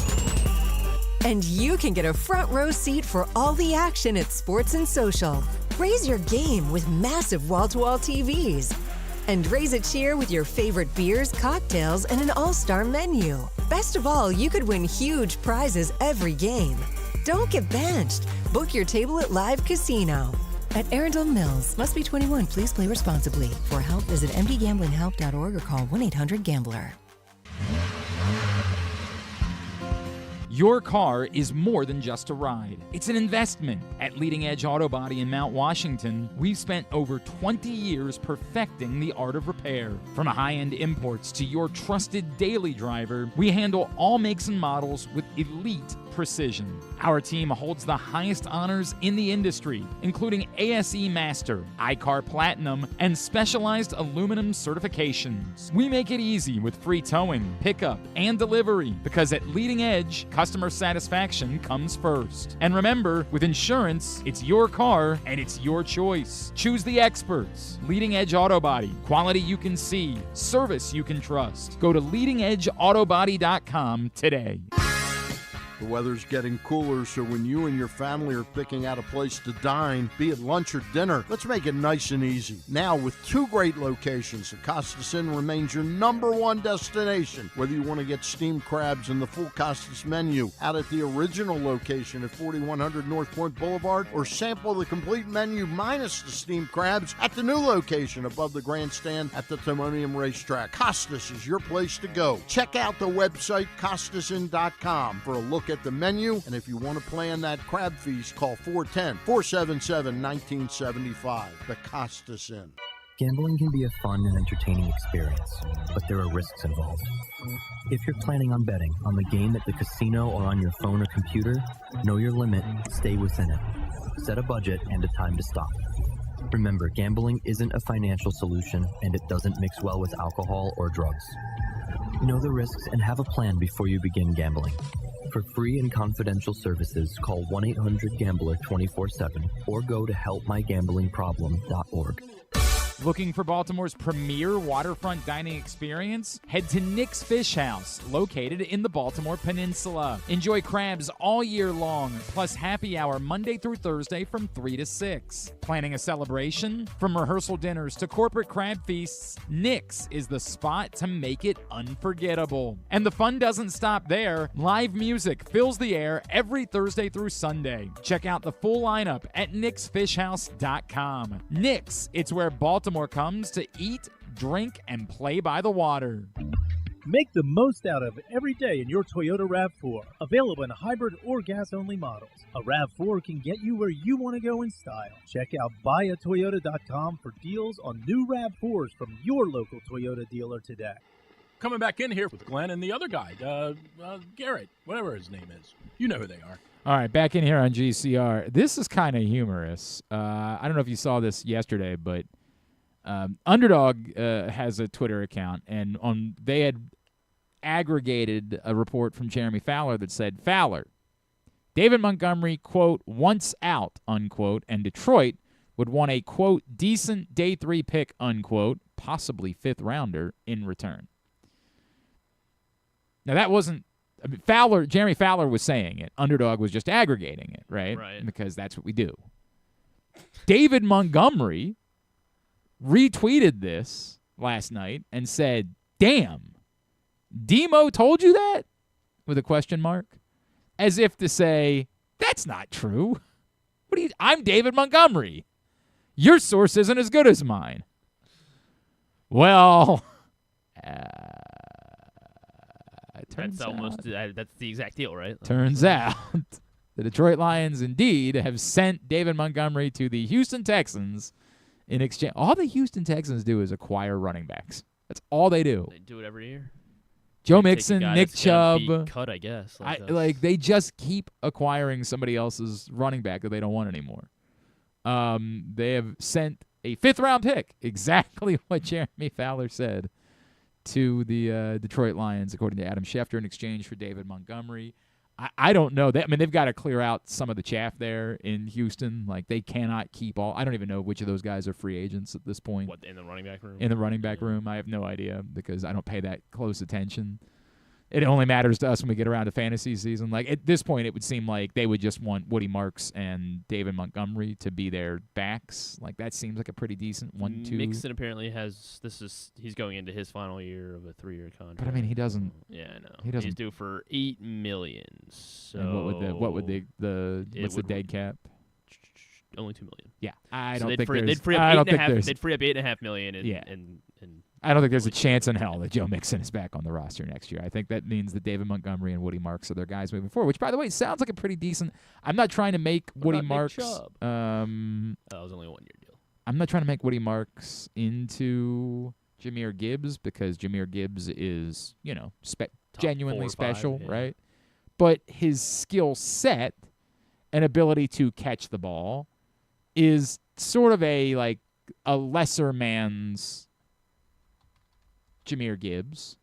So I could see that duo of Woody Marks and David Montgomery being a half-decent duo in Houston.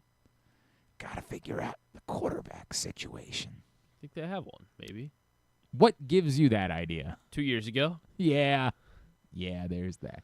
They won the division again. There is that. Because the guy that we saw most recently made looks it to like, the divisional round. Yeah, they did. You're right about that. The Yeah. guy that we saw most recently looks like he doesn't even know how to football anymore. Well, it was, I mean, it was he like looks- raining and it was cold. So I'd looks like to see you try to throw the disastrous. football in Great 30 point. degrees. You know what? Rain. I'm willing to give you this. I think C.J. Stroud's a better option than me. Okay. I do All right, think. so there you go. If we were ranking them, I would still have C.J. Stroud above me. Frankly, you too. I would have him above you. Well, yeah, I'd have him above you. Yeah, okay, I probably would too. I feel like there was But something else not that that. somebody sent to me. But now I got to triple check what people are sending me. Chris is very apologetic. Chris, it's not your fault. It's my fault. I definitely needed to double check. Yeah, it's Glenn's fault for trusting you. Yes. Yeah, right? I should never have done that. No, I got to do better than that. I get on other people about that. I got to do better than that. I feel like there was something else that somebody said that I should talk about. Oh, what's the story with the kid from USC that quit the team? Chad Baker-Mazara? Yeah. He quit the team. But, like, is there a story there? I don't know. Gilbert Arenas made a video, and that was my only. Is his kid still on the I believe team? so. Yeah, Okay. Elijah Arenas. Yes. Yeah. And I think he wasn't like he didn't. I think he might not have been happy with his playing time. Like that might have been part of the story, and so he was like, "Yeah, I'm just gonna be out." He was their leading scorer. Like, I'm trying. I don't know the full extent of the story here. All right. Well, we know Bruce Pearl doesn't want Miami, Ohio in the tournament. He's 26 years old. He's Well, 26 years old. I mean, we say that like Maryland's not talking to a kid who's, 28? Yeah. How old is yeah. Or how old was He's 25. 25? All right. But he would be if he fulfilled like his eligibility. Yeah, I guess next Yeah. year would be his age 26 season. Yep, that's a fact. All right, very good. I think we get a tidbit. I think we've covered everything. Tidbit is brought to you today by the Stan the Fan Variety Hour. I believe Stan and Luke were planning on doing a show today, but they have not confirmed that to me yet. Stan's headed down to spring training this week, so I think he wanted to do sort of a primer before he makes the trip down. All of Stan's shows are brought to you by the Costas Inn with 2 great locations, the OG in Dundalk on North Point Boulevard and the newer location at the Grandstand in Timonium. It's the Costas Inn. You love the Costas Inn because they're the Costas Inn. It's a Baltimore friggin' institution. Somebody, real quick. Oh, it was John. John followed up and said about your fried chicken thing. There used to be a Maryland chain called English's that had Maryland fried chicken. Hang on a second. Big on the Eastern Shore. Maryland fried chicken is absolutely a thing on the Eastern Shore. There's no doubt about that. Actually, I would say chicken barbecues are also big. That's more of a Delaware thing than it is a Maryland Eastern Shore thing. But there's a lot of those, like Saturday morning, like that white sauce on the Eastern Shore. Both of those things are real. But for that to be what you use to celebrate Maryland Day, that doesn't make sense. Just because It does. It's a thing that exists. There's lots of things that exist specifically in certain parts of the state, but for that to be the reflection of Maryland Day is odd. I don't get that part of it. It's weird. I'm also thinking about what elementary school fried chicken probably tastes like. In my mind, I mean, I remember it being good. Because you remember elementary school pizza being good, but now if someone served it to you, you'd be like, I think I'd eat elementary school pizza. you're also still 26 or whatever you are. You should be playing college basketball. I should be playing college basketball. What are we doing? I should at least be playing college dodgeball. I guess. Right? Yeah, That's you should still probably have some eligibility at this point. We're doing the thing. Yeah, do the tidbit. 64 years ago today, what happened? You remember? All right. You guys weren't there, but 1962. Yes. 1962. No, don't remember. Will Chamberlain scored 100 points. I joke about this sometimes. So Allegedly. No. Well, okay. So last year when we were at the beach, the kids it was a monsoon, and I said, "All right, boys, we're gonna go out and play wiffle ball in the monsoon." Right? Like, and when I say monsoon, you could probably find, like, I posted it. There's standing water in the little patch of grass that we would use to go out and play wiffle ball in. But I remember from being a kid that there is no greater joy than going out and playing a game in the pouring rain. Like, it's just awesome. So I said, all right, boys, we're going to go out and we're going to play wiffle ball in the pouring rain. So I shared some videos and I shared some pictures that my wife took from the balcony. But what my wife didn't get context for is that, like, we were staying at Sea Colony and it was pouring rain. So, like, all of these people saw us playing and started coming out on their balconies and, like, watching us play wiffle ball. Like, we had a damn stadium setting going on because, like, everybody started coming out of the balconies and, like, laughing. And at one point, now I was, of course, letting my kids win because, I'm not a jerk, although those days are ending. But at one point, my older son hit a pop-up, and I was like, all right, I'll just let that drop and let him get to first base. But I don't know why. All of a sudden I had this feeling of, well, normally as a 42-year-old man, I'm not going to be making any sliding catches, but there's standing water here. Like, I could go. So I tracked the pop-up Willie Mays style, like over my head, slid, and made the catch, right? And everybody out on their balconies was like, yo! Like, I got this ovation. This is your moment? This was my moment. So I get back upstairs. I think we were on, like, the 7th floor or whatever after we finish. And I say to my wife's like, I got all the pictures and all that. And I said, so did you get video of me making the catch? And she was like, oh, no, I missed that. I'm like, isn't that convenient? Well, you should have just knocked on everybody else's door. Yeah, right? Or go across the building. Isn't that convenient that you missed that part? So I tweeted or I posted about it on Facebook, and I shared some of the pictures. I remember somebody saying, video or it didn't happen. And I said back, there's no video of Wilt Chamberlain scoring 100 points in a game, but I still choose to believe that it happened and was almost as amazing as the catch that I made in wiffle ball. Almost. Not quite. Yeah, there is no video. There is no video. Do you know where it happened? Do you know where the game was? Yeah, it was at Hershey. It was the Hershey Arena. Didn't we talk about that Yeah, recently? I think that's the reason we did. One of the anniversaries. The old Hershey Park Arena is where they played that game. In that game, Wilt Chamberlain attempted a lot of field goals, obviously. You would think. To reach 100 points. Hold on, I had it here for a sec. He attempted 63 field goals, which I think is the most in NBA history. Yeah, it is. The 63 field goals attempted in that game. Since then, only 2 players have even reached 50 field goal attempts in a game. I'm going to assume Kobe in the one game. Yeah, that one game. The last game of his career, yes. Yeah, he had exactly 50 field goal attempts when he dropped 60 on his retirement game. Who else would have attempted 50 field goals in a game at some point? It was only 3 years after. It was 1967. It was 3 years after Wilt did, and he's the only other guy other than Kobe. I feel like I should say Elgin Baylor because it's always Elgin Baylor. So Elgin Baylor did in 1961, but that was the year before. Yeah. Damn. It almost really was. Yeah. Always Elgin Baylor. Wilt did this like 15 times. At 15 times in his career, he had 50 field goals. So you said it was in 1967. Yes. I really don't know. 1967. George Mikan. No, not George Mikan. George Gervin. Not George Gervin. Not a George. Are you sure it's not a George? Not a George.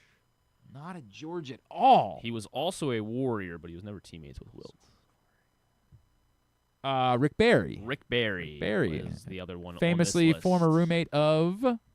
I don't know. Rick Barry, like a Maryland guy, or very much a Maryland guy. But not a player. Lefty Drizel. No. I don't know. Was roommates with? I don't know. Warriors play-by-play voice. The great Johnny Holiday. Really? The great Johnny Holiday. Interesting. Yep. Okay. Huh. Good for them. Good for both of them. It's actually, it's funny because I used to talk about this all the time. So Johnny and I have been close for a very long time because Johnny is the best. He is the greatest human that we've ever. I mean, he's just wonderful. But when I first started working in media, Johnny gave me his number. Call me whenever you need me, whenever I could help you, any of those things. But one day, in like 2010, maybe 9, something like that, I had Rick Barry on my show, and I just had him on because he was working for like Yahoo or NBA TV or something. We were just doing like a generic NBA segment. And all of a sudden the hotline starts blowing up. And sure enough, it was Johnny who just happened to be listening and was calling in, and I did not know the story. And then Johnny let me know he listened every day. Wow. Every day. And so we got even closer from there, which was really cool. Really cool. That is cool. Is that it? Yeah, 100 years ago, or 100 years ago. 100 points Yes, dropped, 64. not 100 years ago. Also, 21 years ago today, my sister was born. So happy birthday to my sister. Happy birthday to. Are you all? It's 21st birthday. Yeah. Tonight? Are you going? Tomorrow night. Tomorrow night. Tomorrow night. Yeah. Uh-oh. I mean, I don't know why I should pick that. Should I have a backup plan in place for Wednesday? No, it should be okay. Drew will be you here. Sure? So. Oh yeah, he'll produce the show. Yeah. What? You guys will be okay together. You going out down in College Park? Yeah, I think so. Bentley's? Wherever she wants to go. She likes Looney's a lot. I don't know why Looney's is her spot, but she loves Looney's. Times they have changed. I guess they so. have changed over the years. I like Sue Stone personally. Remind me what your sister's name is. Evan. Happy birthday, Evan. Yeah. Be birthday, Ev. be safe. Right. Be safe. Of course. Whatever you do. My 21st birthday was on Labor Day. And that is good. Well, no, it was a problem because you couldn't get your new license because the MVA was closed. And back in the day, there was a big deal with I don't remember what it was, horizontal or vertical or whatever. Yes, but it didn't matter what the date was. It had if to you didn't have a horizontal license, they weren't serving you. I think I always had a horizontal license. Something changed. There was something about it. They weren't going to serve you. That's still the rule. Until you. Yeah. But I'd never had a vertical license. I always had a horizontal license. But there was something else on the license that changed. So 16 years old, you were able to go in and. Yeah, vertical license. I don't think existed. They didn't exist until a certain time. But there was still something on my license that had to change, that you couldn't get changed until your 21st birthday. And I don't remember what it was, but I remember everybody telling me oh, you're going to be screwed. You try to go out. They're not going to serve you until this changes on your license. I was like, crap, well, my 21st birthday is the... And then everybody wanted to go out the night before because it was the night before a holiday, right? They didn't want to go out on Monday because they had to work on Tuesday or go to school, right? Okay, so everybody wanted to go out on Sunday nights. They were like, well, dude, just meet us at midnight.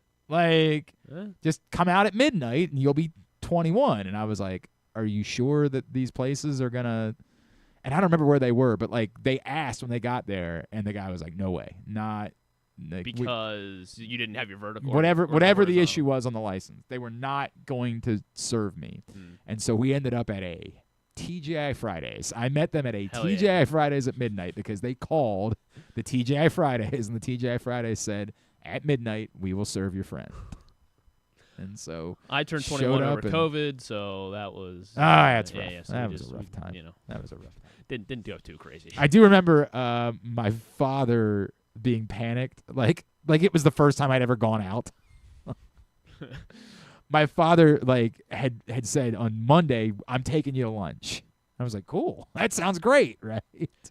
And he was like, can we meet at 11 a.m.? I'm like, 11 a.m.? Who has lunch at 11 a.m.? I'm not doing that. And somehow he convinced himself that if we made an earlier lunch, that I wouldn't be able to stay out drinking as late. Yeah, okay. It's like just try to corral you a little bit. I was like, bud. My first legal beer though was called a bass. It was like a smallmouth bass or fish. There's a bass ale. I'm familiar with bass ale. Yeah. So, but I guess that's what it was. Yeah. I'm very familiar. So that was my first legal beer. Look at that. That's not bad. All right. Happy birthday to your sister. Yeah. Very good. Enjoy your time. Here's what's coming up tubular-wise. Tubular is brought to you by the print issue of Press Box, available for free at your Baltimore area High's Dairy stores. Cal Ripken on the cover. Dave Ginsburg sits down with the Iron Man at 65 to discuss his new role as part of the ownership group and much more. Lots of college lacrosse in there and so much more inside this print issue of Press Box. The other drinking story I remember from college, it was not me, but somebody, girl. girl. Definitely not me. So my buddy. Someone else. My buddy, we were all hanging out at his apartment, or I guess it was an on-campus apartment, and he was an RA. And he was the RA on call for the floor. It was a Sunday night. Okay. So nothing, it was a Sunday night. Nothing usually happens. It was some girl's 19th birthday. She wanted to do 19 shots. That's not smart. So yeah, she got to 7 or 8 before his phone started alcohol blowing up. poisoning. Yeah. And an ambulance needed to be called. Yep. So that's one of the dumber things I've ever heard. So she got close. There is something that happened the night of my 21st birthday that I will never talk about. I will never discuss. I'll tell you about it off the air. After but TGI I will never. Fridays, Yes. Okay. After TGI Fridays, something occurred, And it is, like, I was reminded of it many times afterwards.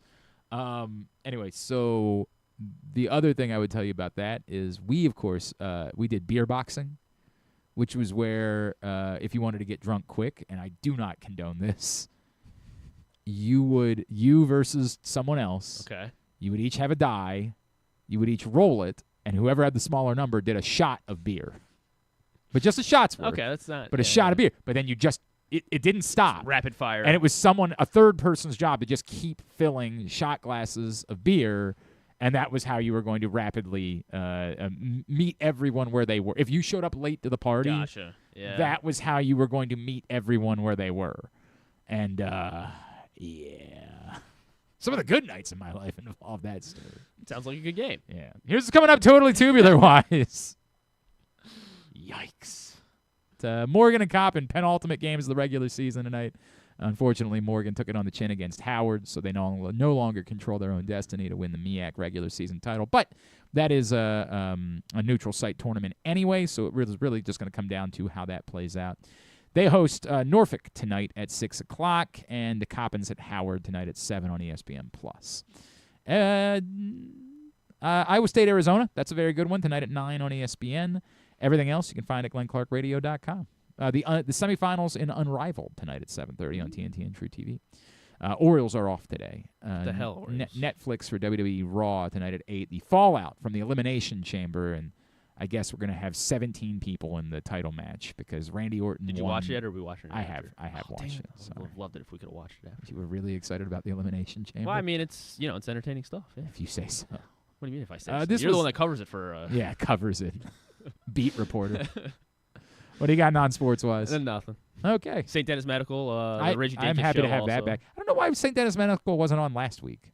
That I don't made know no why. sense. Oh, because I think they wanted to show episode 1 of Reggie Dinkins again before they showed episode 2 as well. Sure. So episode 3 of Reggie Dinkins tonight. I watched episode 2.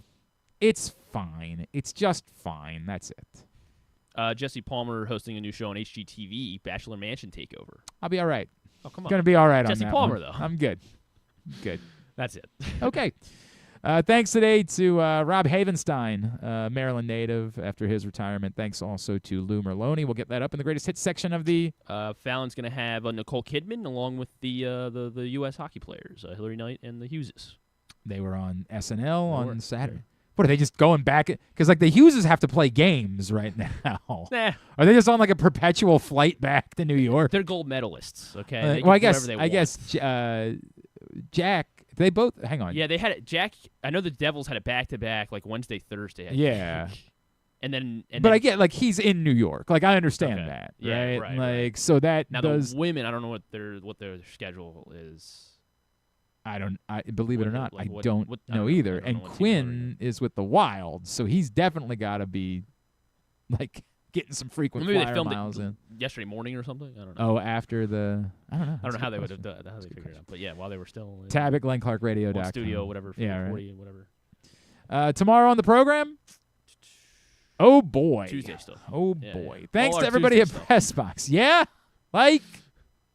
Thanks, everybody at Pressbox, all of our great sponsors and partners. We had Rob Havenstein on today. We did. You're right. I And Lou enjoyed that. Merloni. I understand, but we're going to do another show tomorrow. We do. Yeah. We should line things up for the whole week. Eh. That's normally the way that we try to go about doing things. Maybe Tuesdays will be the day we start taking off moving forward. Thanks, everybody at Live Casino and Hotel, the Costas Inn, Baltimore area highest dairy stores, Leading Edge Auto Body, Volo Sports, Nick's Fish House, 1-800-GAMBLER, HelpMyGamblingProblem.org, CountySports.zone, your local Toyota dealer, BuyAToyota.com. Thanks to Griffin at Griffin_Bass. Follow us, Twitter, Instagram, and TikTok at Glenn Clark Radio. Have a great Monday evening. Go Morgan, go Coppin, Duke sucks.